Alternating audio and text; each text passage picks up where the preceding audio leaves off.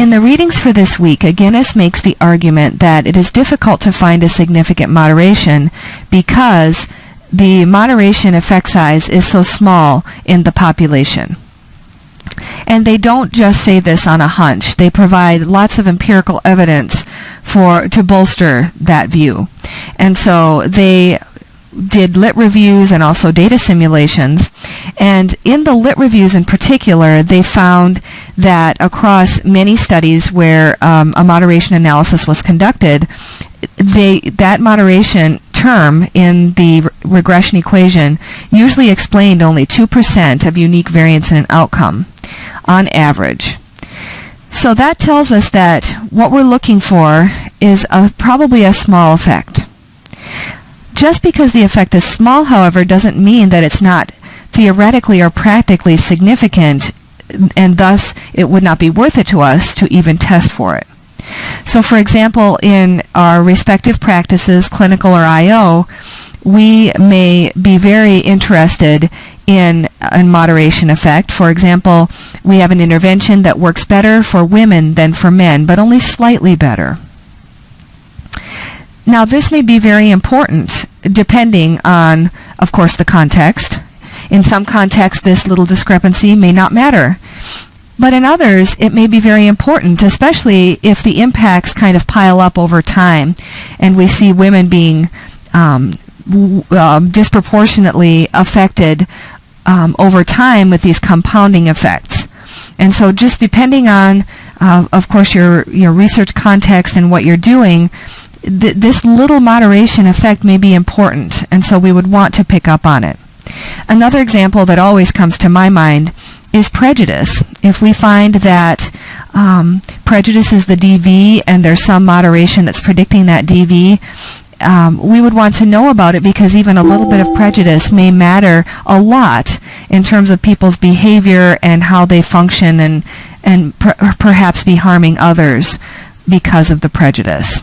So anyway, the point is that it's important to think about the idea that the moderation effect may be smaller than we are anticipating, even for main effects. So this also applies to some main effects as well, but particularly for moderations, we want to kind of assume that the effect may be smaller, and thus we need more sensitivity and power to pick it up in the data. And the reason that we need more sensitivity is, I think, due to another factor that's related, and that is the variability, just the amount of variability in our DV and the different factors that are outside of our study that are impacting the DV. So let's pretend that this circle represents all of the variability in any outcome of interest that we have in our fields. And I give some examples there of things we care about. For example, people's well-being, of course. We want to be able to predict that or even move the dial on that variable. Stress, same thing. Job performance in IO is something that we really care about. Job satisfaction, how people are behaving in their workplace roles and how they're feeling about those roles. Things like ethical decision-making or symptoms of mental illness, these are all common DVs. And these DVs, if you look through that list, any one of them, probably hundreds of factors are impacting that variable to a more or less extent. And so that means that we have a lot of noise, a lot of variability that we're not accounting for in that variable. And so no wonder it is difficult for us to pick up an effect with our interaction term that we are looking at. So there are a couple of fixes for this. One is to make sure you have a very large n size. So if the moderation effect is very small, that you will be able to pick it up and it will be significant.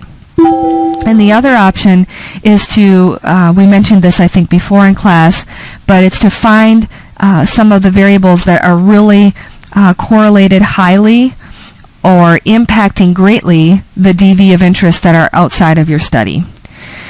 So this would be a selection of covariates that you would put into your equation in order to soak up the irrelevant variance and to silence some of the noise that's caused by all these other factors that are impacting any particular DV.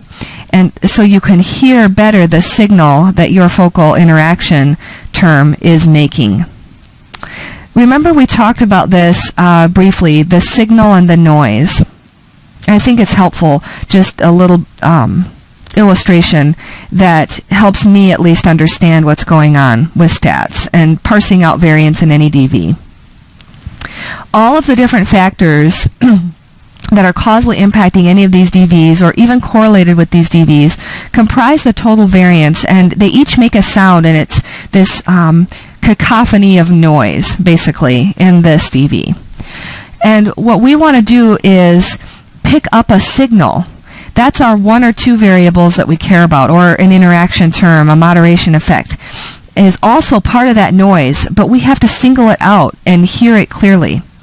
And in order to do that, we can increase our N, or we can silence some of the noise made by the other factors that we're not interested in, and we do that by soaking up the error variance or residual variance in the DV using covariates. Or we can do a combination of both to increase our chance of finding a significant moderation.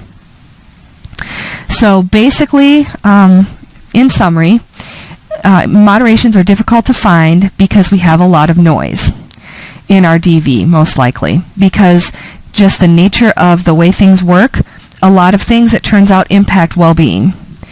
Many, many, many factors. And so the probability of you finding a significant effect for the thing that you think is important to well-being is diminished unless we may take some steps to increase our power. Now, that's not always the case. Sometimes an interaction effect may be very large, and you'll find it fairly easily. However, in Guinness's work, careful systematic study across various, the review that he did and some other things, he found that that's generally not the case. And so just know that it can happen, that it's a large effect, but in general, we should probably assume that it is a smaller effect.